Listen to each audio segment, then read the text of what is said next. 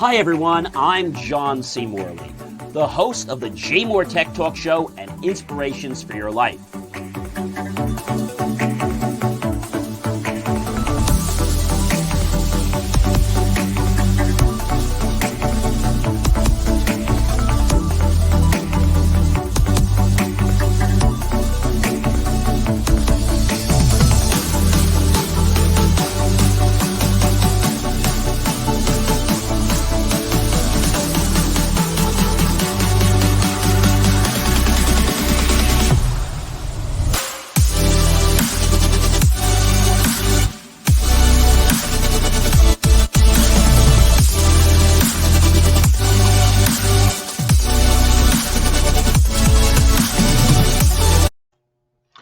Well, good evening, ladies and gentlemen. This is John C. Morley, serial entrepreneur, and welcome once again to another fantastic episode of the J Moore Tech Talk Show. We have an amazing show for you guys tonight with everything going on around the world and, COVID mask mandates being released this past week. There's definitely a lot changing in our world, and hopefully it will be for the good. So I want to share something that's pretty important. There is a new threat um, alert that was just announced not too long ago, and it's called this brand new threat that just basically it only released not too long ago. It's called Wiper. So what the heck is Wiper? Well, it's malware, and it's a new type of threat that is designed to go out in the wild and attack Ukrainian interests. Wiper was found by security researchers at a company called ESET, and they estimate from the outfits revealing that malware Wiper has been installed on several hundreds of machines within the Ukraine. So they're still doing some more initial analysis to reveal what Wiper malware contains and to get the valid signed certificate belonging to an entity called Hermetica Digital, based in Cyprus. And this is a pretty important news-breaking event. We'll have more information on this as we learn about it, but just to know that a specific virus, let's say virus, well, really malware, in what we're terming it now, has been concocted to go after the Ukraine. I mean, that's just that's bizarre. So there's not enough information to give us everything about like APT29 or nation state activity, but we do know that this is definitely going to cause them some challenges. And the other thing that's important to know is that this is very similar to like a W32 killdisk.ncv exclamation point TR. And you need to make sure that you are aware of it. So the thing about it is definitely in the red zone. And sources may find out that it could lead to an impact on parties' privacy, reputation, or operations if misused. And so this is really a big problem. And what's going to be happening if we don't get the appropriate information, it could be something that stops things right now, but we're not sure where it's actually going, but we do know that it's something we have to watch. And because the threat level right now has not really been defined, so there's actually what we call a red, which I just told you about. There's an amber level, which is limited disclosure, restricted to participants and organizations. There is a green level, limited disclosure, restricted to the community. And then there's white, where disclosure is not limited. So this is white, but nobody knows what the heck this is.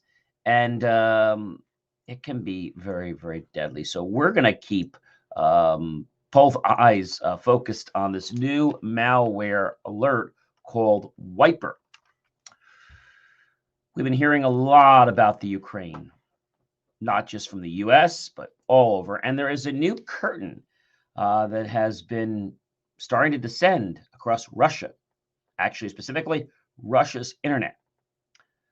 Online access by both Russian censors and Western businesses as this war in Ukraine became a reason moves that limit free access now to the internet. And this is a big, big problem because many companies are actually getting involved, and something that was really small is now becoming a really big problem. So what do I mean by that? Well, that's really interesting. We all know Visa, MasterCard, American Express.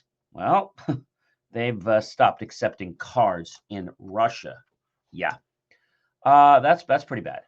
But an interesting thing about this is that even though they've suspended their operations in Russia because of the ongoing invasion of the Ukraine, the move affects cards that use the credit giants' payment systems. And it's meant to further isolate Putin's regime and keep damaging Russia's financial stability. So again, this is in response to the Russian banks as they're scrambling to switch to China's Union Pay, or they may have to start issuing cards co-badged with Russia's Mir payment system and Union Pay. This is per routers. And Russia's central back control maintains Russian issues, Visas, MasterCards, and they'll be accepted until their expiration date. So very interesting. And knowing that Russia's been declined by credit card companies, with a Visa and MasterCard now suspending operations in Russia over the Ukraine invasion, buying on credit just became a lot harder in Russia. And now the debit and credit cards issues in Russia, it's going to be interesting. Visa and MasterCards account for 74% of payment transactions in the country, and that was in 2020. Pretty neat. So major impacts are definitely going to be seen by foreigners who, unfortunately, are not going to be able to use their Visa or MasterCards for purchases in the country. Whether they're online or they're in person, they're going to have some real serious issues. But ladies and gentlemen, it is not just Visa and MasterCard. You know what else is getting into the mix? That's right, Netflix. Netflix suspends service in Russia not too long ago. And so Netflix has suspended its service in Russia. And I quote per a company spokesperson. And earlier this week, Netflix temporarily stopped all future projects and acquisitions in Russia. This is really serious. And I want to quote exactly what they said. Given the circumstances on the ground, we've decided to suspend our service in Russia, per the Netflix spokesperson. So Netflix had previously stated that it had no plans to add state-run channels to its Russian service, despite regulations that would require to distribute state-backed channels. So very interesting that now Netflix is deciding to say, hey, we're not tolerating your BS anymore. And yes, TikTok. Yeah. TikTok has suspended live streaming and new content from being uploaded to its platform in Russia, citing the country's fake news laws, quote unquote. So this video sharing giant said, and I quote, it wanted to ensure the safety of staff and users as it assessed the new law. I think that's a crock. I never agree with where their rules come from because it just seems like they pull them out of like thin air and they don't really have any, truth to them, but they just come up with them and people are like, okay, I guess we got to follow them. I mean, they don't have a choice. Who else is stopping operations? If you're wondering, Microsoft. Yep, they're stopping sales of products and services to Russia. They're saying because of the sanctions and the cybersecurity concerns, Microsoft has become the latest company to now withdraw from the Russian market. That's pretty serious when Microsoft doesn't want to do business with a country. Microsoft announced it is to suspend all new sales of its products and services into Russia making it the latest and so far largest technology company to withdraw from the market as a direct result of Vladimir Putin's invasion of the Ukraine. This is going to get pretty serious, and they're going to lose access to some very, very vital things. I like to quote Microsoft President and Vice Chair Brad Smith in a statement they made. Like the rest of the world, we are horrified, angered, and saddened by the images and news coming from the war in Ukraine and condemn this unjustified, unprovoked, and unlawful invasion by Russia. Close quote. I think that says it right there. He also says, and I quote, we believe we are most effective in aiding Ukraine when we take concrete steps in coordination with the decisions being made by these governments, and we will take additional steps as the situation continues to evolve. Close quote. Smith also went on to explain that Microsoft's most impactful area of work is the protection of the Ukraine cybersecurity. And that's been working and it continues to work. And the Ukrainian officials to defend against attacks from Russia-linked bad actors. So in the past days, Microsoft security teams have acted against Russians positioning the destructive and disruptive measures on more than 20 government IT and financial services organizations that are housed in the Ukraine, and defending against a number of cyber attacks targeting civilian sites. So I think what Russia's trying to do is knock out the infrastructure so that if they do that, they're going to be crippled. And so now what's happening is they're getting a taste of their own medicine back by having their services being terminated. So this is really becoming, how do I say, a big boomerang. And it's not something that I think Russia expected. But it's happening. And every day in Russia, it's getting worse and worse what they're doing to the Ukraine. I mean, this is just, it's pitiful. It's so pitiful that it's causing these people so much frustration. It's definitely a problem. And so when we think about what's happening, I think it's a serious problem. I think it's really a serious problem. And I guess Putin's not going to really get the message, right? He's not going to get the message. Why?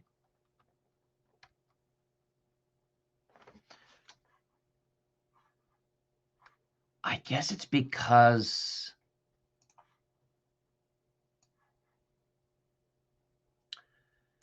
this came like out of nowhere. Do you know what I mean? It came totally out of nowhere. And so I think that's the biggest issue. It's a problem. It's serious.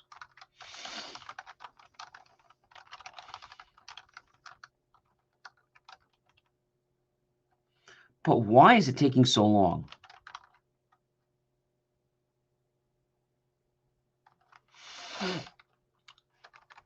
I think the resources being accrued right now are a problem. And, it's almost like it's worse than a Sandy, because at least Sandy, you kind of know what's happened and everything's over. But with this, you really don't know what's happening. You don't know what's happening. You don't know what to think, what to do. And it's really a serious problem. Serious problem. And each day, it keeps getting worse and worse and worse. It gets worse and worse and worse. And nobody really knows what to do. They really don't. And what's happening is it's starting to not only degrade, but destroy their own ecosystem of services that they need to be able to coexist with, to live, to operate businesses, to operate people's lives. And I think this has to come to a head sometime. But is it going to be tomorrow? Probably not tomorrow. Russia has not sustained enough damage to just back away. My question is, why did Russia just decide to go after the Ukraine? I mean, I can't really find a reason or any logic about anything they did or said that would make Russia want to go after them. I mean, I really want to know why this is happening. I think this is just so mind-boggling that Russia would just out of the blue go after the Ukraine. And Russia's really going to start paying for this because as other services are restricted in their country. I mean, they started with the ability they can't fire missiles. Now they can't take Visa, MasterCard. No TikTok. Microsoft doesn't want to sell to them. Google's having some issues with them, giving them issues. I mean, this is a problem. It's a problem. And I think somebody needs to wake up because this is killing a lot of innocent people. And all these people in the Ukraine were like spellbound. They didn't expect this. They didn't know that some wild man was going to come after them and suddenly start attacking them. You know what this is like? It's like if you walked outside your home and all of a sudden, the police come out looking for you, wanting to arrest you. And you're like, what'd I do? I mean, I was minding my own business. I haven't done anything. I haven't bothered anybody. It's like that. This is just so bizarre that I can't even wrap my hands or my mind around it because there's just so much happening here in Russia. And every day it changes. It changes. But this war that's going on is something that is going to really cause some problems.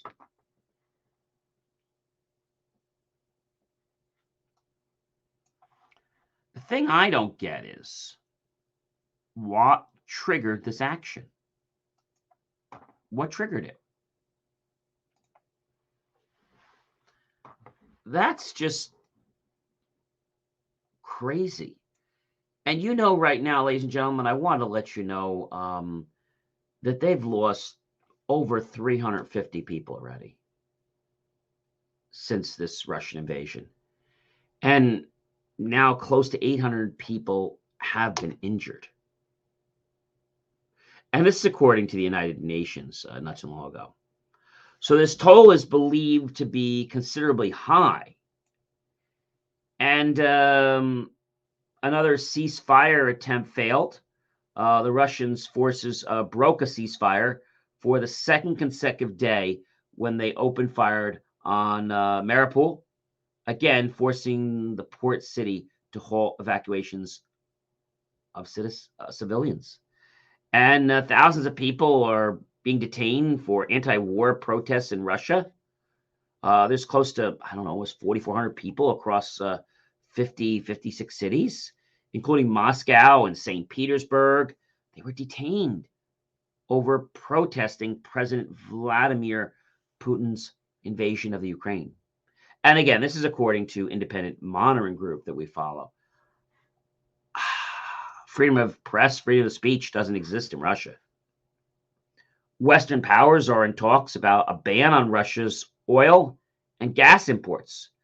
And the U.S. and its allies are having an active discussion about banning such imports from Russia while ensuring there's enough of oil supply for the rest of the world. Now, the Biden administration, which you may or may not know, is fearing that this could mean a problem for gas prices. We're already seeing them take a trend going up. But an energy imports ban would also deprive Russia of a large source of revenue. So I guess we're hoping to hit Russia in the pocketbook. So maybe they will do something. So TikTok has said that they temporarily banned Russian content. Over 1.5 million refugees from the Ukraine have crossed into neighboring countries in what the UN calls the fastest growing refugee crisis in Europe since World War II. This is pitiful.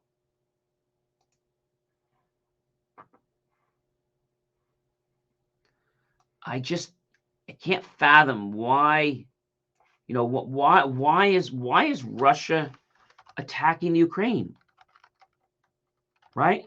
Why is Russia attacking the Ukraine? Is there a reason? By air, land, and sea, they're just putting together this devastation of an attack. And again, so much damage has been done. So many people's homes have been destroyed. It's hard to understand this.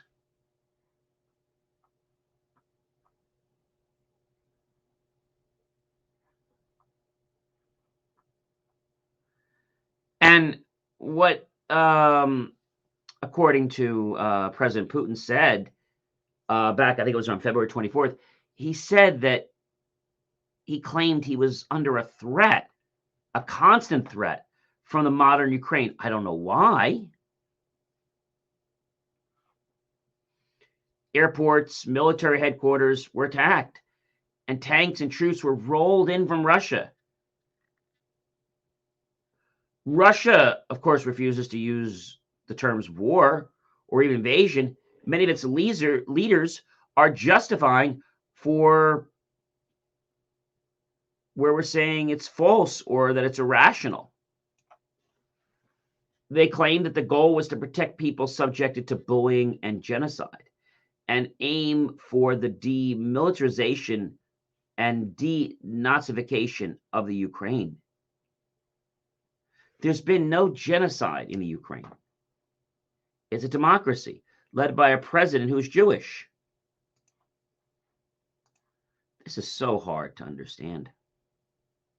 Why would they do this? Why? So, in case you guys didn't know, and I want to quote, Merriam-Webster on this one because I think it's really important to understand, what this means. Genocide is the deliberate and systematic destruction of a radical political or cultural group. In case you were wondering about that, or what was going on, but this is just terrible. And it's got a problem because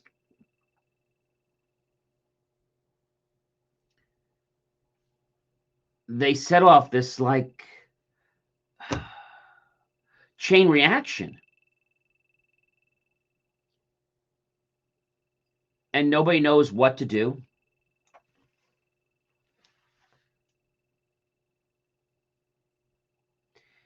He, Putin was saying that he demanded that the Ukraine can never join NATO, but that the affiliate turns the clock back to 1997 and reverses its eastward expansion. He's complained that Russia has nowhere further to retreat to. Do they think they're just going to sit back and idly by? He wants NATO to remove its forces and military infrastructure from member states that joined the alliance from 1997. Wow, this goes way, way back. About a year ago, President Putin wrote a long piece describing the Russians and the Ukrainians as one nation. And he has described the collapse of the Soviet Union in the December of 1991 as the disintegration of historical Russia. He claimed that the modern Ukraine was entirely created by a communist Russia and is now a puppet state. I don't know.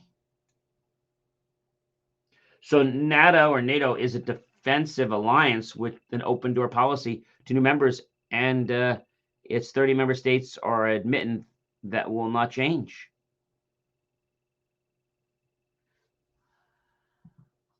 there's got to be more to this. And no one's really telling us, what's going on. I think that's probably our biggest issue. You remember we talked about one of the pharmacy giants? Well, there's another giant. CVS is now staking its claim in Metaverse. We talked about this before. A new patent is showing that CVS wants to be the Metaverse's first pharmacy. CNBC reports, and I quote, the drugstore giant filed trademarks last month to sell virtual goods, NFTs, and provide healthcare services. So the filing shows CVS intends to bring services it provides in store and via its telehealth platform to the metaverse, including nutrition, wellness, and counseling.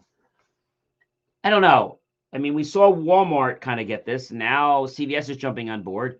What's next? I mean, is Walgreens gonna step up to the line next? I don't know.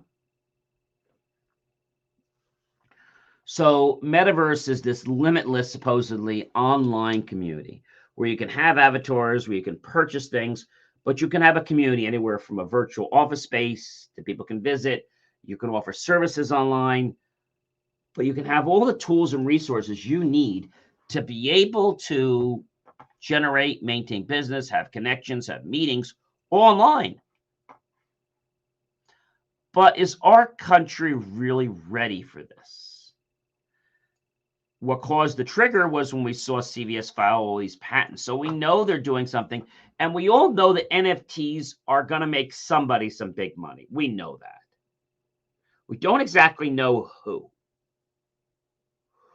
We know that you're paying for something in some cases that doesn't even have a physical representation. It's just virtual. I think Metaverse could either expand or could collapse. Now, I mean that because Metaverse is this new kind of society where you're basically living a life and you're hiding behind an avatar. I'm not really crazy about that. Not crazy about that. Why?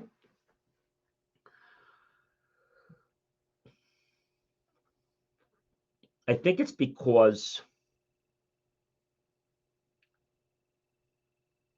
there's no way to really validate this. This almost seems like the crypto world. And remember where it was going when it started, but it's kind of pittering out. And you don't see as much or hear as much talk about crypto being like the be all end all. A few years ago, oh, that's the multi-million-dollar project you got to get involved with. Now, nothing happens. And the IRS is trying to get involved because they found out it was going to be lucrative, so now they want to get their money. That's always how the government is. But I want to know, what is it that makes people drawn? Why do people want to buy an NFT? That's really what I want to know. So it uses the same technologies as a Bitcoin. They enable a real market for basically digital works of art. And they can be sold for lots of money. So the question you might be saying is, well, why are people buying NFTs? Well, there might be one, there might be 10. And this digital copy, if you will, or digital original can have a value that keeps exploding. Very similar to, you might have heard of like, Derek Jeter when he signs a football, right? Or Peyton when he's, I'm assuming signs a baseball. When Derek Jeter signs a baseball, and Peyton Manning signed a football. I believe this is something that is a perception.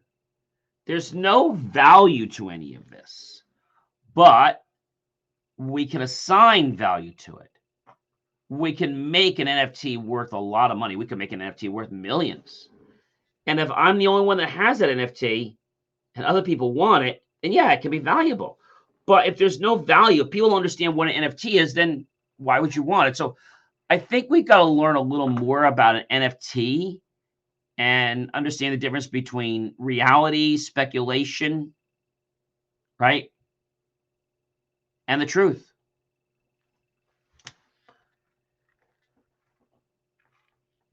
I also believe that NFTs are something that people want to buy because it's very different.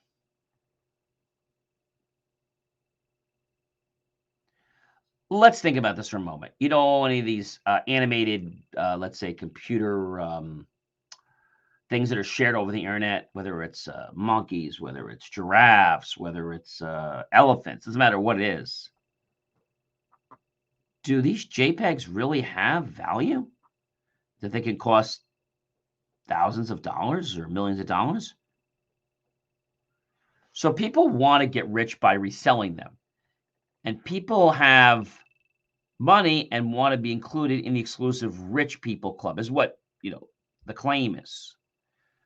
And this might sound unconventional, but hands down, a lot of people would rather go for blue chip art than just anything. So I think there's going to be a dichotomy of things that are going to be on the market. And we have to understand what is it that we want and what is it that somebody else could want. Because if we create something and we want it, but other people don't want it, well, it's going to be a waste of our time. It's going to be a waste of our money. I mean, I'm just saying. I'm saying this because we know what happened with Bitcoin. It kind of took a tank. Are NFTs going to be trustable? Are they going to be reliable? Are they going to have a value that's preserved much longer than a Bitcoin? Are they? I don't know. But one thing is certain, if there's one copy of something and it's made and it's digital and it will never be produced again, that could be worth some money. But I do think it's going to take some time for people to buy into this, this technology. I think people are always looking for something to make a fast buck. But most of the time people do this, they spend all this money and then they're usually pissed off with themselves because they didn't make anything. They just wasted more time and effort and money. And they don't realize what they're doing. Why does that happen? It happens because so many people in our market just look for something that seems to be good, but they really don't do the research to see, well, is this something I should do or is this something that I should not do? And that becomes a little bit of a enigma. People want to be on that train first, right? But not a lot of people want to get on a train, I've said this before, that's in the station and stopped. They'd rather get on a train or a moving vehicle that's going very fast that they can risk their lives to get on. See, that's the part that blows me out of the water. Nobody wants to get involved when something's at ground level, but they want to get involved when they see it rising. Does that mean that people don't have insight? They don't have forethought? I don't know. But I feel that I need to know a little more about Metaverse and what NFTs are going to do. And I'd like to see a trend on NFTs. Are they being sold? And what is an NFT being sold for? I mean, what does anybody know? What's the most expensive NFT? What is the most expensive NFT out there right now? Well, there is something called the merge. You know how much the merge is? 91.8 million.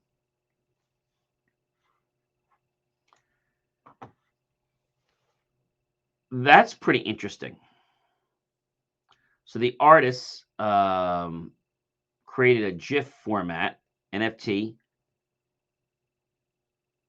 and saved as Guy, which became one of the most expensive in 2021, selling for 1600 ETH in early December through the digital collectible market.